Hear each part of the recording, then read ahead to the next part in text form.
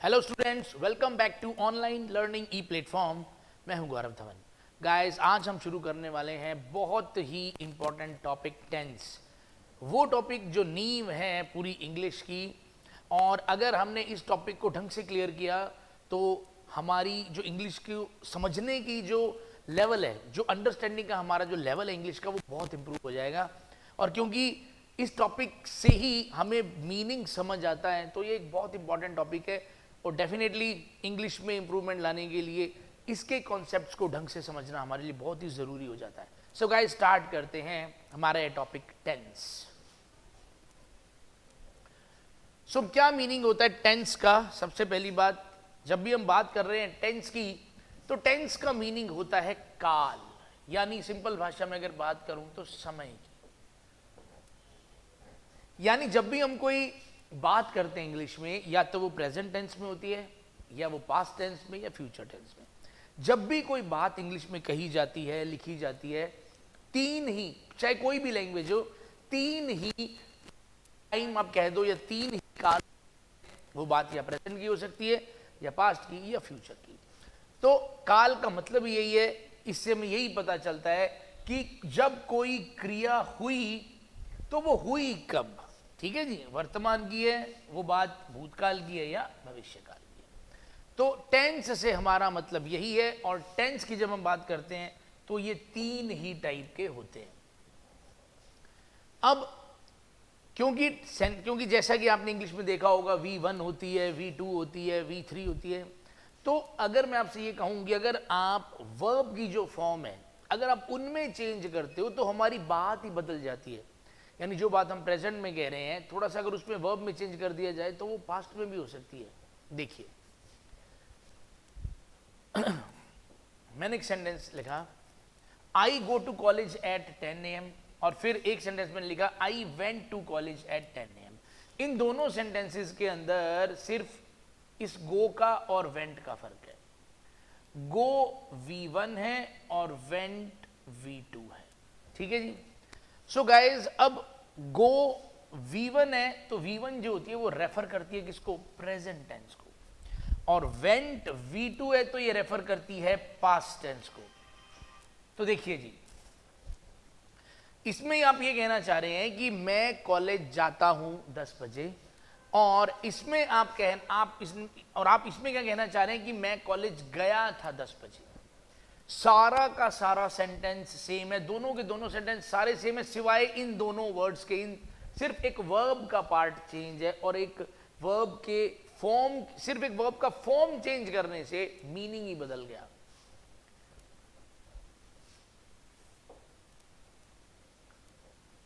So guys, सबसे important English में बात आती है कि मेन वर्ब्स और हेल्पिंग वर्ब्स। क्योंकि जब भी हम कोई सेंटेंस लिखते हैं उसके अंदर मेन वर्ब भी होती है, हेल्पिंग वर्ब भी होती है।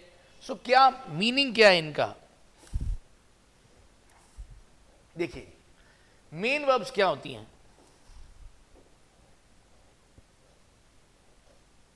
मेन वर्ब का मतलब होता है गाइस, ये दर्शाती हैं कि सेंटेंस में हो क्या रहा है, क्रिया चल कौन सी रही है।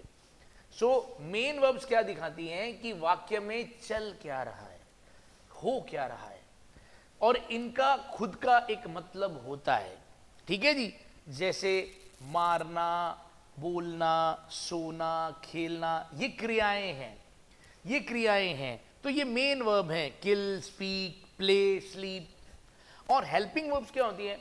हेल्पिंग वर्ब से हमें ये नहीं पता चलता कि सेंटेंस में क्रिया कौन सी हो रही है, लेकिन हमें ये पता लग जाता है कि जो भी हो रही है, जो भी क्रिया हो रही है, वो कौन से काल में हो रही है, टेंस कौन सा है। मतलब वो जो बात है वो वर्तमान की है, भूतकाल की है, या भविष्यकाल की है। प्लस एक बात तो ये, दूसरी बात हमें यह पता लगती है कि वाक्य में जो सब्जेक्ट है वो क्या है, वो सिंगुलर है या प्लूरल है। तो ध्यान हमें यही रखना है, हेल्पिंग वर्ब का खुद का कोई मीनिंग नहीं होता, वो सिर्फ बताती है कि क्रिया कौन से टेंस में हो रही है, प्लस सब्जेक्ट क्या है, सिंगुलर है या प्लूरल है। और मेन वर्ब का दूसरी तरफ काम यही होता है, वो हमें यह बताती है कि वाक्य में चल क्या रहा है, वो कौन से टेंस में हो रहा है, या सब्जेक्ट सिंगुलर प्लूरल है। इससे मेन वर्ब का कोई मतलब नहीं होता। तो मैं आपको इसका एक एग्जांपल देता हूं पहले।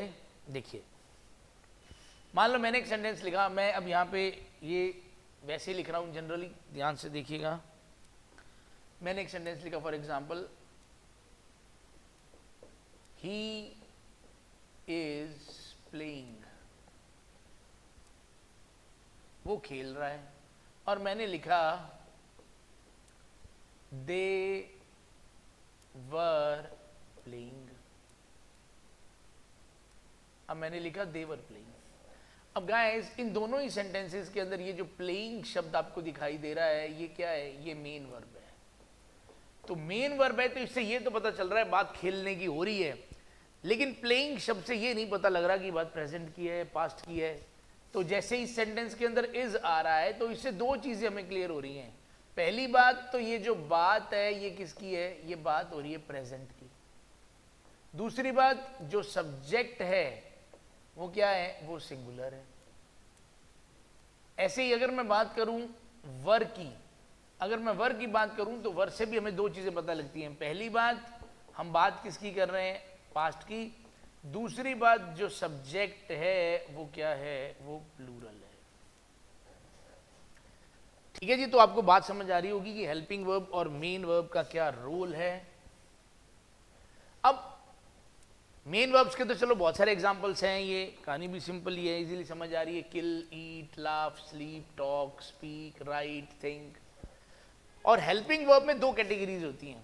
एक तो होती है मॉडल्स, जिनको मोडाल्स कहते हैं, ठीक है जी। और एक ऑक्सिलरी वर्ब्स, सिंपल होती है, मतलब आप सिर्फ नाम याद कर सकते हैं। एक तो हेल्पिंग वर्ब्स ये हैं, is, am, are, was, were, do, does, did, has, have, had, has been, have been, had been, shall have been, will have been, ये सब हेल्पिंग वर्ब हैं।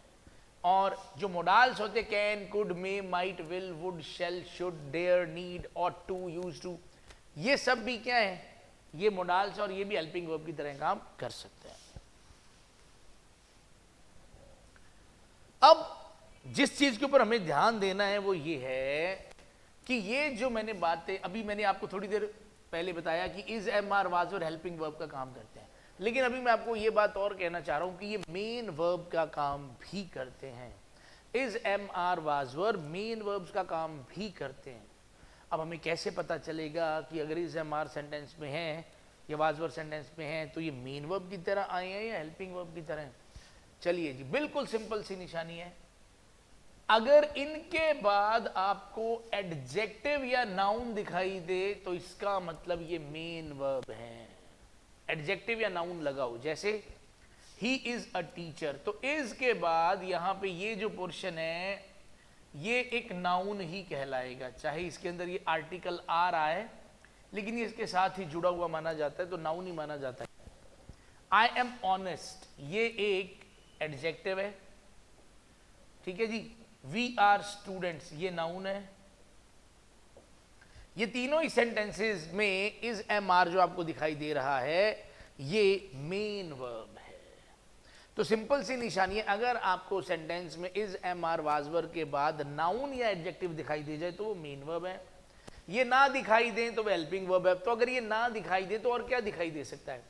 तो आपको इनके बाद या तो V1 प्लस ING नजर आ सकता है, जैसे एग्जांपल देखिए, ही इज वॉचिंग टीवी, तो वॉचिंग क्या है? V1 प्लस ING है।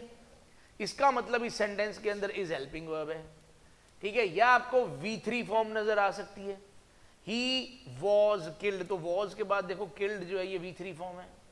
फिर एक और चीज होती है, इसमें नहीं लगी, वो है बीइंग प्लस V3, ठीक है जी, बीइंग प्लस V3।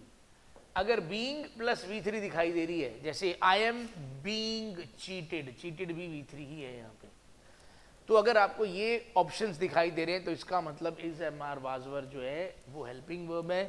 और अगर इज, एम, आर, वाज, वर के बाद आपको एडजेक्टिव या नाउन दिखाई देता है तो वो मेन वर्ब है। अब हम बात कर लेते हैं हैज, हैव और हैड की, क्योंकि हैज, हैव, हैड भी हेल्पिंग वर्ब और मेन वर्ब दोनों का काम कर सकते हैं। देखिए, जब हैज, हैव और हैड के बाद क्या लगाओ? जब इनके बाद कोई नाउन लगाओ। अब इसमें एडजेक्टिव का ऑप्शन नहीं है तो इसके अंदर नाउन ही होगा। इज, एम, आर, वाज, वर में हमारे पास दो ऑप्शन होते हैं, नाउन या एडजेक्टिव। लेकिन इसके अंदर नाउन ही होता है। तो अगर इनके बाद नाउन लगा है तो ये शब्द 100% जो है वो मेन वर्ब का काम करते हैं। नॉलेज क्या है? Noun. I had a lot of money, तो अ लॉट ऑफ एडजेक्टिव होता है, एडजेक्टिव को नाउन के लिए ही माना जाता है, मनी नाउन है, तो ये पूरा पोर्शन नाउन ही माना जाता है। चाहे देखो अ लॉट ऑफ तो खुद ही एक फ्रेज होता है, एडजेक्टिव की तरह काम करता है, तो यहां पे इस चीज को अपने नाउन ही मानेंगे। तो I had a lot of money, तो ये भी नाउन है, यहां भी नाउन है। ही हैड अ कार, उसके पास कार थी। देखो हैव जो है ये प्रेजेंट की निशानी है, ये जो हैज और हैव होते हैं ये प्रेजेंट की निशानी है, और हैड पास्ट की निशानी बन जाता है बस। ही हैज मैनी फ्रेंड्स, उसके बहुत सारे फ्रेंड्स हैं। मैनी एडजेक्टिव है, फ्रेंड्स नाउन है, ये पूरी कंप्लीट चीज नाउन ही मानी जाएगी।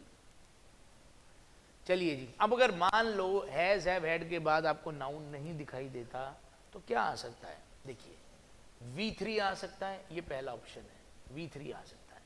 ही हैज मेड सम फ्रेंड्स, उसने कुछ फ्रेंड्स बना लिए हैं। फिर उसके बाद क्या आ सकता है? बीन प्लस V3 आ सकता है।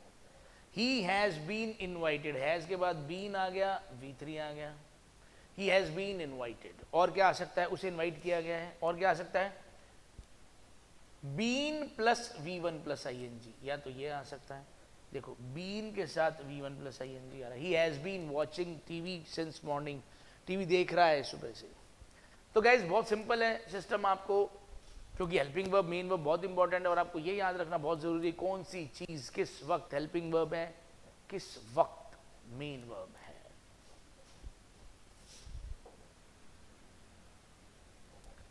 ओके जी, सो जैसा कि मैंने कहा था टेंस तो 3 ही होते हैं, टेंस 3 ही होते हैं गाइस, प्रेजेंट पास्ट या फ्यूचर, यानी काल 3 ही होते हैं। कोई बात 3 ही समय में कही जा सकती है, 3 ही मतलब कॉन्टेक्स्ट में कही जा सकती है, तो यही है। अब चाहे हम बात करें पास्ट की, चाहे हम बात करें प्रेजेंट की, चाहे हम बात करें फ्यूचर की, आप एक बात को 4 तरीकों से ही कह सकते हो।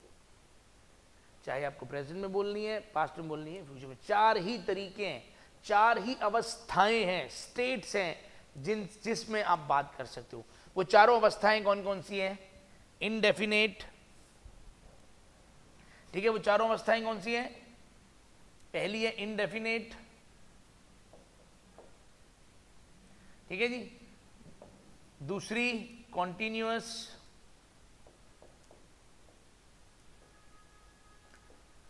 तीसरी परफेक्ट,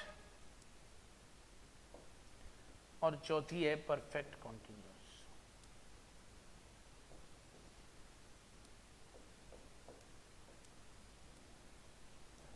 तो ये 4 ही अवस्थाएं हैं जिनके अंदर हम बात कर सकते हैं। तो ये चारों अवस्थाएं तीनों ही टेंसेस में, प्रेजेंट में, पास्ट में, फ्यूचर में, इसी वजह से आपको ऐसा लगता है कि 12 टेंस हैं, ठीक है ना, क्योंकि ये चारों अवस्थाएं सभी में ही है, प्रेजेंट, पास्ट और फ्यूचर में, तो अपने को 12 टेंस लगते हैं, ठीक है जी। मेनली देखा जाए तो वैसे अब कहना तो 12 ही पड़ेगा, क्योंकि आदत हो चुकी है 12 टेंस कहने की सबको ही। अब हम बात कर रहे हैं कि आखिर जैसे मैंने कहा कि टोटल 4 ही तरीके हैं बात कहने के, तो वो चारों तरीके हैं क्या?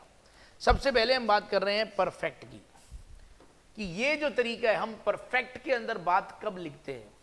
जब हम ये दिखाना चाह रहे हो कि कोई काम जो A पॉइंट पे चालू हुआ था और वो B पॉइंट पे खत्म हो गया, ठीक है जी, और इसके खत्म होने के बाद मान लो ये जब खत्म हो चुका है, अब अगर हम यहां वो जो स्पीकर है यानी जो बात बोलने वाला है, अगर वो अब यहां कुछ बोलता है, जबकि जब एक्शन खत्म हो चुका है, तब अगर वो कुछ बोलता है कि जैसे मैंने खाना खा लिया है, मैंने नहा लिया है, मैंने काम फिनिश कर लिया है, तो ये वाली लाइन कि मैंने खाना खा लिया है, मैंने काम फिनिश कर लिया, तभी बोली जा सकती है जब खाना खाने वाला काम या कुछ लिखने का काम या बोलने का काम या जो भी वो काम कह रहा है वो पूरा हो चुका है। ऐसा नहीं है कि अभी वो कर रहा है। अगर अभी आधी रोटी भी पड़ी है आपकी, चाहे आपने 10 खा ली है, अभी आधी रोटी पड़ी है खाने वाली, तो भी आप क्या बोलोगे? खाना खा रहा हूं। लेकिन अगर आपने खा लिया है अब बर्तन उठा रहे हो तो भी अब यही बोलोगे कि खा लिया है, अब ये तो नहीं बोलोगे खा रहा हूं। तो जब कोई काम ए पॉइंट पे स्टार्ट होके बी पॉइंट तक चलता है और खत्म हो चुका है, उसके खत्म होने के बाद आप कोई सेंटेंस बोल रहे हो, तो इसका मतलब आप परफेक्ट में बात कर रहे हो। यानी एक निश्चित समय तक वो काम पूरा हो चुका है, पूरा हो चुका था, या पूरा हो चुका होगा। जब इस तरह की बात आपको करनी हो तब हम परफेक्ट का इस्तेमाल करते हैं। इसका जो फॉर्मूला है वो प्रेजेंट में ये है, ये इसके हेल्पिंग वर्ब है, ये मेन वर्ब है। पास्ट परफेक्ट के अंदर हैड हेल्पिंग वर्ब है, V3 मेन वर्ब है। फ्यूचर परफेक्ट के अंदर विल शैल के साथ हैव ये हेल्पिंग वर्ब होती है और V3 मेन वर्ब है। ठीक है जी। अब बात करें हमने कॉन्टिन्यूअस टेंस की। यानी अगर कोई क्रिया मान लो ए पॉइंट पे स्टार्ट हुई है वो ए पॉइंट पे, लेकिन अभी वो बी पॉइंट पे पहुंची नहीं है, पूरी नहीं हुई है, तो अभी अगर इस जगह पे इस टाइम पे अगर स्पीकर को कोई फोन आता है या स्पीकर किसी से बात कर रहा है, तो वो यही कहेगा कि ये जो क्रिया है वो भी चल रही है। जैसे मुझे भी कॉल आ जाए तो मैं यही कहूंगा कि अभी मैं क्लास ले रहा हूं। आपको कोई कॉल आ जाए तो आप क्या कहोगे कि मैं ऑनलाइन क्लास पढ़ रहा हूं। तो अगर ये क्लास खत्म हो जाएगी तो ही मैं बोलूंगा ना हाँ क्लास खत्म हो गई। तो जब भी वो चीज चल रही है तो किसी निश्चित समय पर, ठीक है जी, एक निश्चित समय पर क्रिया का होना, एक निश्चित समय पर जब हम बात करते हैं, ठीक है जी, तो उसको कॉन्टिन्यूअस टेंस कहते हैं। तो प्रेजेंट कॉन्टिन्यूअस का फॉर्मूला क्या है? इज एम आर के साथ V1 plus ING। Past continuous का फॉर्मूला क्या है? वाज वर के साथ V1 प्लस ING। और फ्यूचर कॉन्टिन्यूअस का फॉर्मूला क्या है? विल शैल के साथ BE लगेगा और फिर V1 प्लस ING।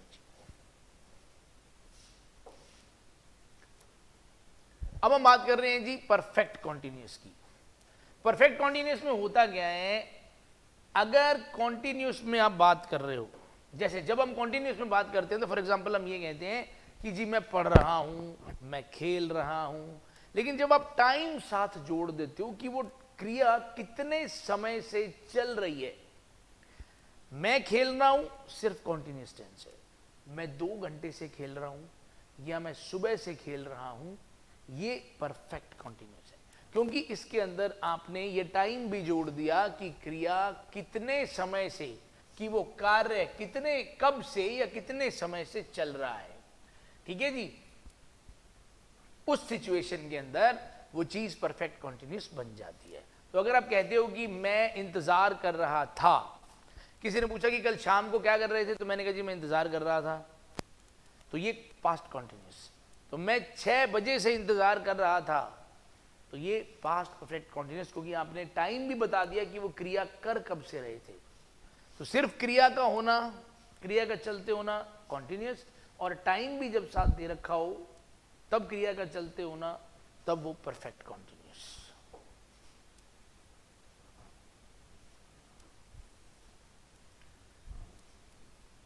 ये परफेक्ट कॉन्टिन्यूअस का फॉर्मूला है जी, प्रेजेंट में, पास्ट में और फ्यूचर में आप देख सकते हैं, क्योंकि इसके अंदर हमारे पास, इसके अंदर हमें बीन लगाना बड़ा ज़रूरी है। तो हैज़ हैव के साथ अब बीन लग रहा है, हैड के साथ बीन, विल शैल के साथ हैव बीन, मेन वर्ब इसके अंदर भी V1 प्लस ING होती है। ये बहुत इंपॉर्टेंट गाइस है पॉइंट। ये कुछ ऐसे वर्ड्स हैं जिनको आप निशानियां कह सकते हो, कि ज़्यादातर ये जो वर्ड्स हैं ये इशारा करते हैं कि बात जो हो रही है वो प्रेजेंट की हो रही है। मतलब ये निशानियां प्रेजेंट इंडेफिनिट की हैं। तो इससे पहले कि मैं प्रेजेंट इंडेफिनिट की बात करूं, प्रेजेंट इंडेफिनिट के बारे में थोड़ा सा अपने बात कर लेते हैं।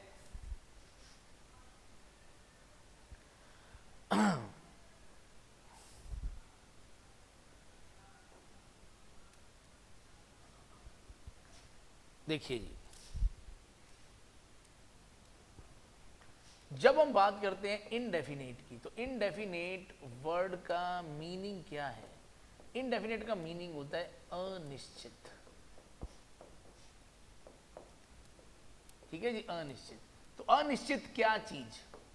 अनिश्चित यहां पे क्या चीज है? स्टार्टिंग और एंडिंग, स्टार्टिंग एंड एंडिंग।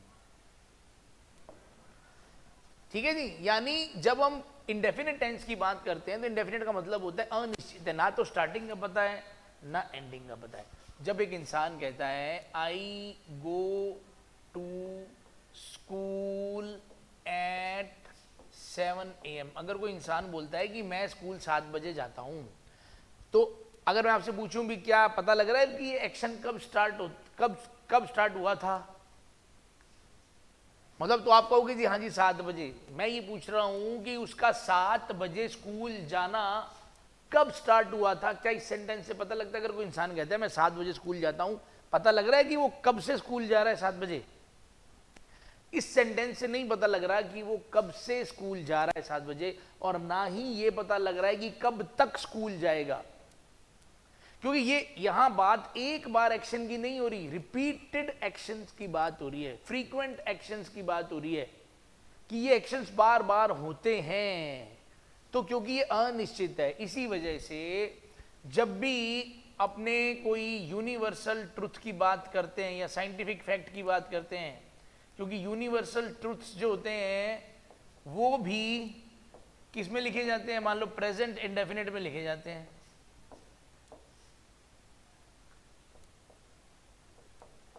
ठीक है ना, प्रेजेंट इंडेफिनिट में लिखे जाते हैं। मान लो आप कहते हो कि the earth revolves around the sun, the earth revolves around the sun, यानी पृथ्वी सूरज के चारों तरफ चक्कर काटती है। पता है कब से काट रही है और पता है कब तक काटेगी? No idea. तो प्रेजेंट में तो ये फीलिंग निकल रही है। दूसरी बात, अगर मैं बात करूं पास्ट की भी, पास्ट इंडेफिनिट के अंदर भी यहां पे 2 मीनिंग निकलते हैं। पास्ट इंडेफिनिट में भी 2 मीनिंग निकलते हैं, एक तो सिंगल एक्शन का, एक रिपीटेड एक्शन का। ठीक है जी, एक तो सिंगल एक्शन का और एक फ्रीक्वेंट एक्शन का, यानी रिपीट एक्शन जिसको हमने बोलते हैं। जैसे मान लो अगर आप लिखते हो कि आई वेंट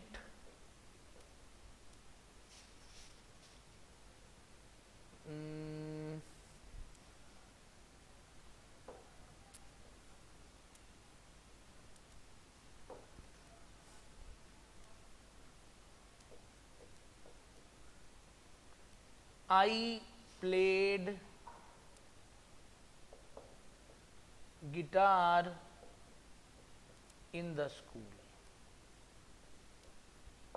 मैंने एक सेंटेंस लिखा I played guitar in the school, तो इसका एक तो सिंगल एक्शन में मीनिंग क्या निकलेगा कि मैंने गिटार बजाया था स्कूल में, और अगर मैं इसको फ्रीक्वेंट एक्शन में इसका मीनिंग निकालूं तो निकलेगा कि मैं गिटार बजाया करता था स्कूल में, मैं गिटार बजाया करता था स्कूल में।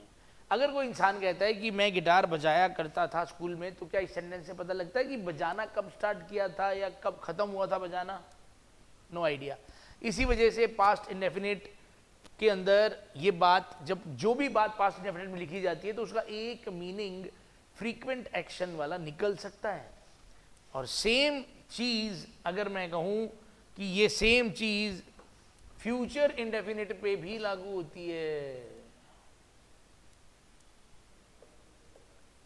ये सेम चीज फ्यूचर इंडेफिनिट पे भी लागू होती है, यानी सिंगल एक्शन और फ्रीक्वेंट एक्शन। फॉर एग्जाम्पल अगर मैं ये कहूं I will take your class at 11 AM, अगर मैं कहूं कि मैं तुम्हारी क्लास 11 बजे लूंगा, तो इसका एक मतलब तो यही है कि मैं तुम्हारी क्लास 11 बजे लूंगा, इसका एक मतलब ये भी है कि मैं तुम्हारी क्लास 11 बजे लिया करूंगा। आप सोच रहे हो कि सर ये तो किसी ने बताया नहीं, तो इसलिए तो मैं बता रहा हूं कि जब आप फ्यूचर इंडेफिनिट में कोई सेंटेंस लिखते हो उसके दोनों ही मतलब निकलते हैं कि मैं वो काम इतने बजे या इस वक्त करूंगा या मैं ये काम किया करूंगा। क्लियर है? तो इसी वजह से हमें हर चीज पे ध्यान देना पड़ेगा, इंडेफिनिट पे भी हमें ढंग से ध्यान देना पड़ेगा। तो ये तो निशानियां प्रेजेंट इंडेफिनिट की हैं। मतलब ऐसा नहीं है कि ये निशानियां पास्ट इंडेफिनिट में यूज नहीं होती, पर आपको सेंटेंस का थोड़ा सा आइडिया लेना है। और ज़्यादातर ये निशानियां जो हैं, जितने भी वर्ड्स आपको यहाँ दिखाई दे रहे हैं, ये प्रेजेंट इंडेफिनिट की निशानियां हैं। ठीक है, प्रेजेंट में भी यूज हो सकती हैं, पास्ट इंडेफिनिट में भी यूज हो सकती है। ध्यान आपको ये रखना है कि इन वर्ड्स को आपने कॉन्टिन्यूस और परफेक्ट कॉन्टिन्यूस टेंस में यूज नहीं करना। इन निशानियों को आपने कॉन्टिन्यूस और परफेक्ट कॉन्टिन्यूस टेंस में यूज नहीं करना। क्लियर है?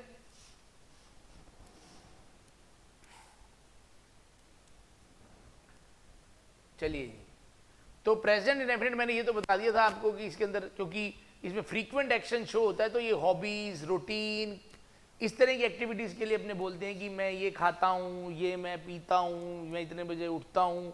तो ये नहीं पता ना वो कब से खा रहे हो, कब से उठ रहे हो, तो इस वजह से। ठीक है, जैसे ये जो मैंने अभी वर्ड्स दिए थे ना पीछे, always, usually, all the time, ठीक है जी, एवरी समर, ये जो निशानियां हैं ये प्रेजेंट की तरफ थोड़ा ज्यादा इशारा कर रही हैं। जैसे ही always comes here at night. अब देखो ऐसा नहीं है कि अगर मैं यहां केम कर दूंगा तो गलत हो जाएगा। ही ऑलवेज केम हियर, यानी वो हमेशा यहां रात को आता था। कम्स है तो वो रात को आता है। ठीक है, देखो आया भी, देखो लिखा भी पड़ा है केम। तो ऑलवेज, यूजुअली, ठीक है जी। तो आपको ये क्या है, ये वर्ड्स हैं, ये निशानियां हैं। देखो यहाँ पे आया हुआ है ये शब्द, देखो often, always, all the time, usually, तो ये चीजें हैं। ठीक है, every night, every morning, every summer, every winter, ये सब आप देख सकते हो।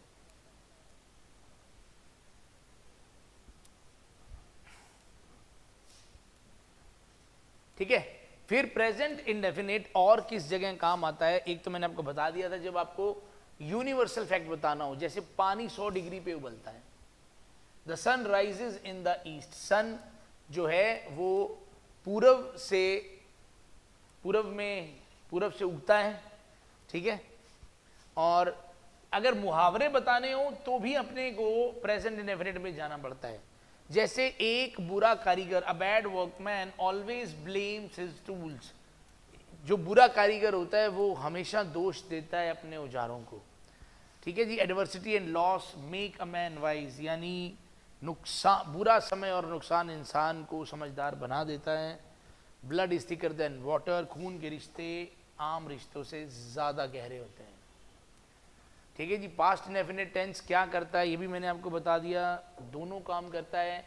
किसी पास्ट में किसी निश्चित समय पर हुई किसी क्रिया को बताने के लिए अपने यूज करते हैं कि हाँ मैं 4 बजे टेम्पल गया था, और आप ये भी कह सकते हो कि मैं 4 बजे टेम्पल जाता था, दोनों ही काम बन सकते हैं। पास्ट में कोई इंसिडेंट हुआ है, पास्ट की कोई जर्नी बतानी है, आप अपने किसी पुराने दिन का कोई रूटीन बताना है कि मैंने ऐसे किया फिर वैसे किया, तो भी आप पास्ट इंडेफिनिट का यूज कर सकते हो। ये एक स्टोरी बताने के लिए, जैसे एक कार रुकी रोड के मिडिल में, उसमें से एक आदमी गन लिए हुए उतरा, उसने एक आदमी को गोली मारी, फिर वो कार में बैठ गया, फिर वो भाग गया। ये सारी बातें पास्ट इंडेफिनिट में आ रही हैं। ठीक है जी, अब ये पास्ट इंडेफिनिट या कह दो पास्ट टाइम की निशानियां हैं। अगर आपको सेंटेंस में ये चीजें नजर आती हैं तो चांस हैं कि सेंटेंस किधर जा रहा है, पास्ट में जा रहा है, क्योंकि निशानियों का सही इस्तेमाल कैसे करना ये तो मैंने आपको शुरू में ही बता दिया था। ठीक है जी, और देखिए लास्ट मंथ, लास्ट डे, ये भी निशानियां हैं। बस आमतौर पर ये निशानियां पास्ट वाली साइड ही जाती हैं, तो थोड़ा चेक करना, सेंटेंस का पूरा सेंस निकालना, तो ही ध्यान देना। चलिए जी, अब एक अपने नए टॉपिक पे आ गए हैं। इस टॉपिक से आपको ये चीज क्लियर हो जाएगी कि आपको जो वर्ब की तीनों फॉर्म्स हैं, V1, V2, V3, उनको याद करना कितना जरूरी है। ठीक है जी, देखिए आपको बताना है इनमें से कौन सा सेंटेंस इनकरेक्ट है। मतलब एक भी हो सकता है, ज़्यादा भी हो सकते हैं, तो आप अपना ट्राई कीजिए। चलिए मैं बढ़ रहा हूँ आगे। देखिए इसके अंदर ये जो दो सेंटेंस हैं, the loaded truck and the proved story, ये दोनों के दोनों सेंटेंस गलत हैं। ठीक है जी, ये गलत है। गलत क्यों है? यहां ट्रक एक नाउन है और नाउन के लिए हमें एडजेक्टिव चाहिए। लोडेड V3 है लेकिन एडजेक्टिव नहीं है। थ्योरी एक नाउन है, थ्योरी की विशेषता बताने के लिए मुझे एडजेक्टिव चाहिए, एडजेक्टिव की जरूरत है, लेकिन ये एडजेक्टिव नहीं है। प्रूव्ड क्या है? V3 है। होता क्या है, बहुत सारी ऐसी वर्ब्स हैं जिनकी जो V3 फॉर्म होती है वो एडजेक्टिव का काम कर जाती है। जैसे मैरी, ये V1 है।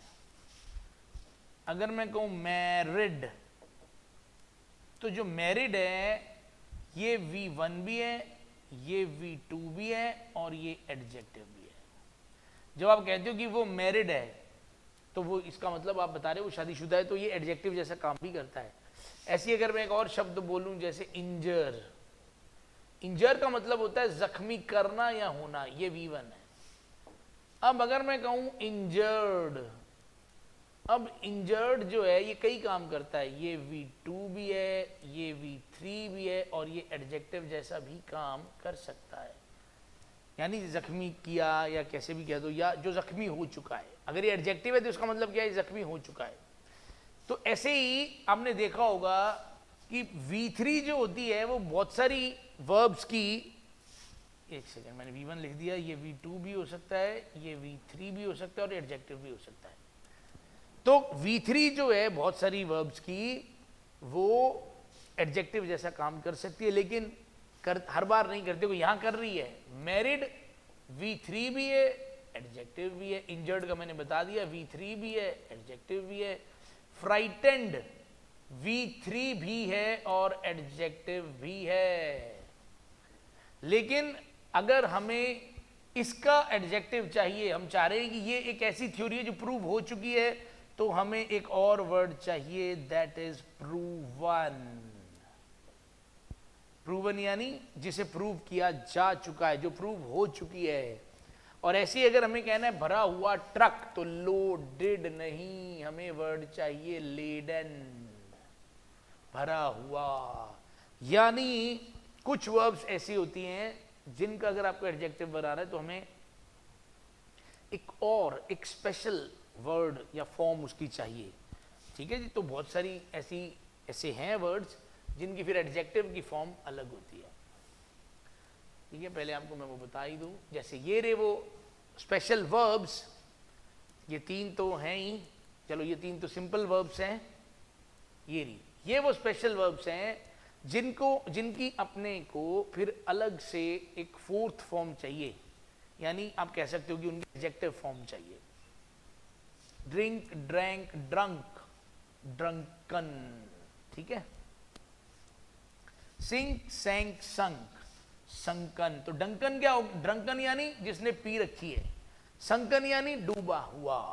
क्लियर है? तो आपको ये और भी हैं, तो आपको ये कुछ थोड़ी बहुत ही हैं, ये आपको याद करनी है। याद करने से अपना काम निपट जाएगा।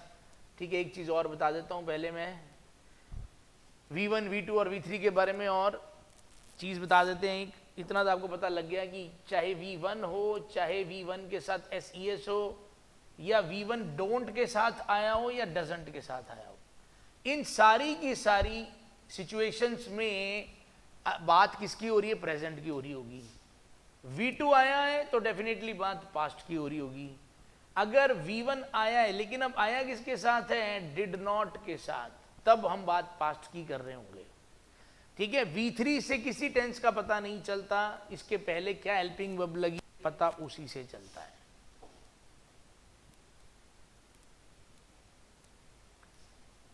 ठीक है।